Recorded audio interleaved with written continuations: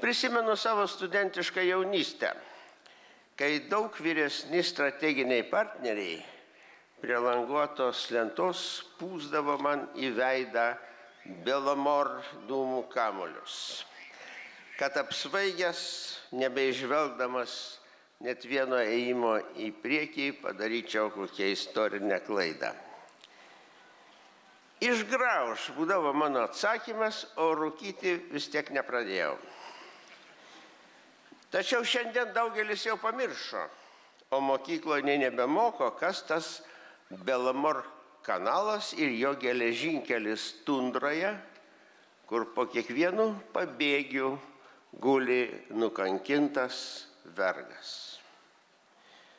Todėl pasisekimo kai kuriuose auditorijose susilaukia dainos "Aš padarytas vergijoje". Naujai keisti patriotai dūsauja ilgų man tarybų, šalin bjaurybę Europą. Ir svaiginasi jau ne dūmais, o referendumais. Deja, į agitatorių judesius įtraukta daug suklaidintų nuoširdžių žmonių. Turbūt neskaičiusių pono Juliaus teksto, kurį paremė menininkai, dvasininkai. Jausmai dėl tėvynės ima viršų, bet į tėvynę pažvelgiam ir iš proto pozicijų. Ir bent porą ėjimų į priekį. O ant klystančių brolių pykti nereikia, tik nebūtinai turim patekti klaidą. Esam novatoriai.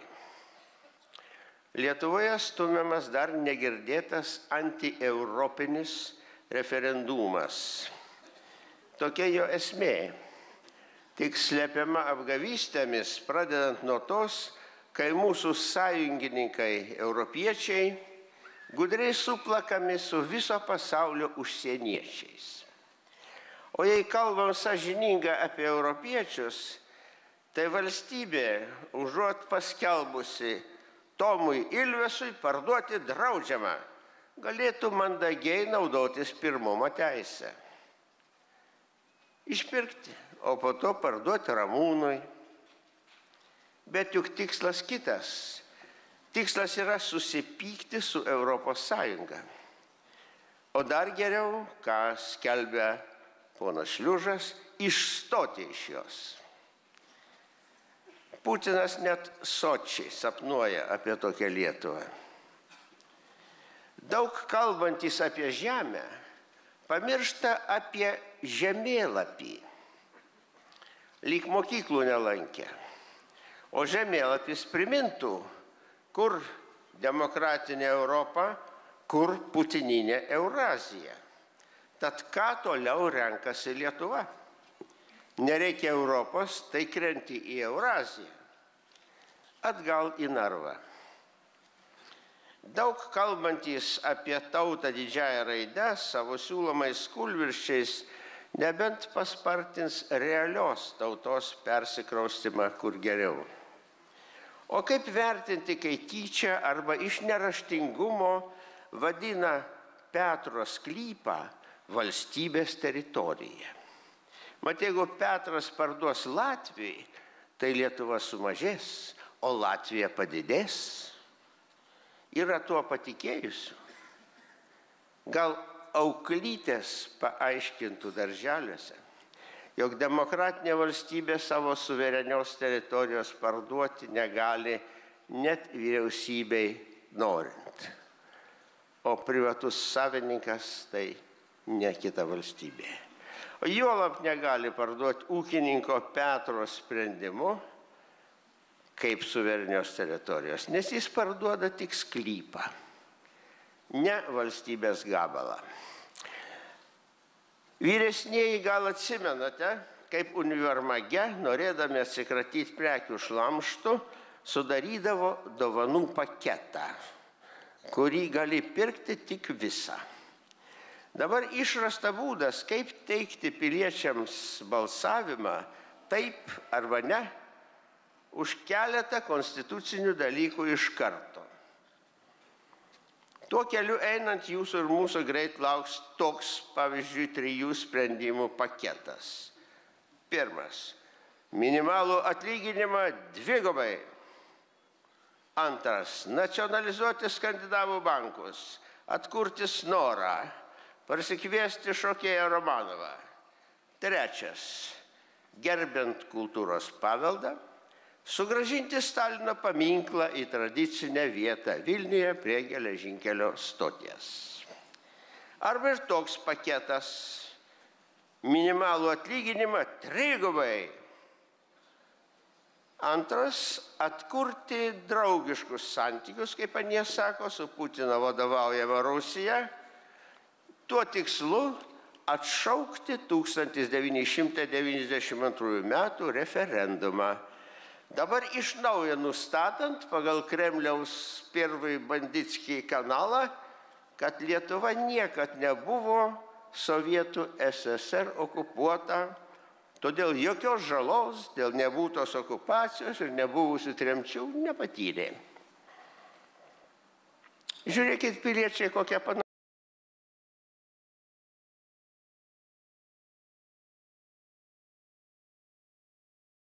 Europos Sąjunga dabar siūlo atšaukti naujų tautos balsavimu. 10 metų pasinaudoja, atmetam stojimo sutartį. Tik padaryk pradžią ir eisim toliai. Petro sklypą, kurį jis norėtų parduoti europiečiui, susitardamas dėl kainos ir jei nevaržys Lietuvos įstatyminiai saugikliai, tik pavadink šventa visaliaudinę nuosavybę. Ir viskas atrodys kitaip. Jaudins ir varysim atgal į būvį be privačios buržuazinės nuosavybės. Brolį Latvijai pavadinkim prakeiktų užsieniečių, kuris šiukštu negali įsigyti Petro sklypo ir jame užsiauginti maizės, ir velniopta Latvijai su visais jo bjauriais eurais ir Europą. Tai būtent gudručių siūloma. Vienu pabalsavimo ėjimu, be jokios analizės į priekį, brauktume viską, ko pasiekę. Gautume Europoje nebe sąjungininkės, o trečiosios šalies statusą lygiai su Rusija ir Gudija. Ką apie mus tada pasakytų estai, jau neseniai girdėjom, kai pagrasėm blokuoti Europinį Baltijos geležinkelį. O ką tars broliai ukrainiečiai?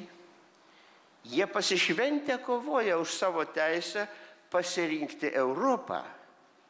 Mes lyg remiam, užjaučiam, bet patys užsimoja kai kurie balsuoti prieš Europą. Ne viskas joje ir mane žavi, bet tai reikštų už būvį atsidūrus vakuume ir laukiančią Euraziją, iš kurios liūno atrodėm išsiveržę. Savo televizijose matom aktualių debatų, kaip apsaugoti mokyklas ir vaikus.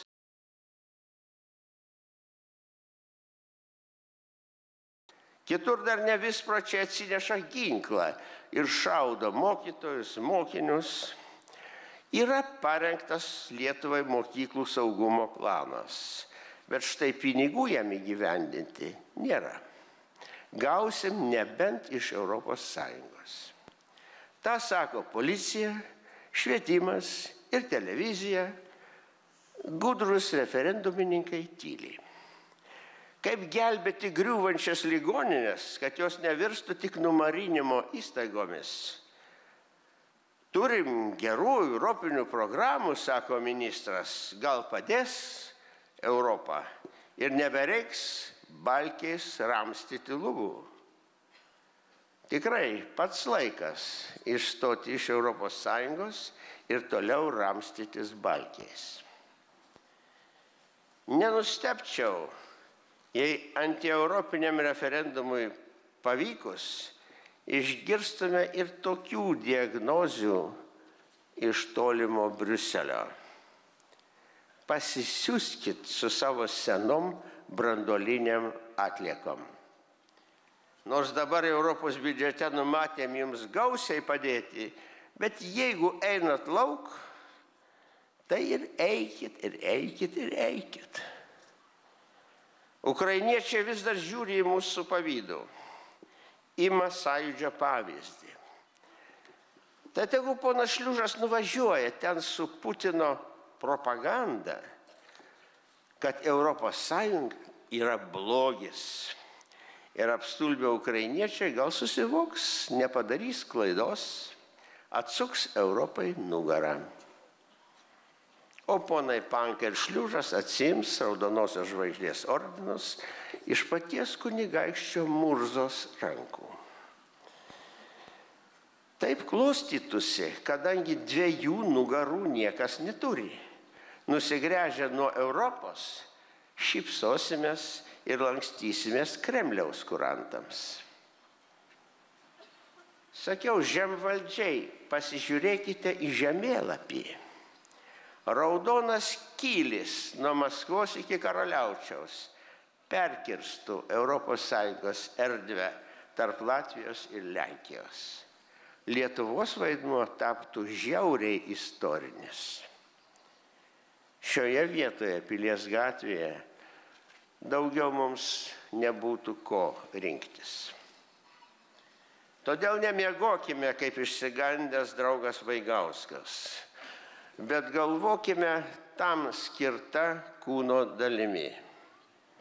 Galva. Tąsyk būsim atėję čia ne paskutinį kartą. Nesisvaiginkime žodeliais ir būgneliais. Išlikim blaivus ir jeigu reiks, ramiu referendumo boikotu apginkim europietišką Lietuvą. Tai irgi būdas pasipriešinti blogiui. Toks ir vasario 16-osios įpareigojimas. Nepriklausomybė nuo šimtamečių carų.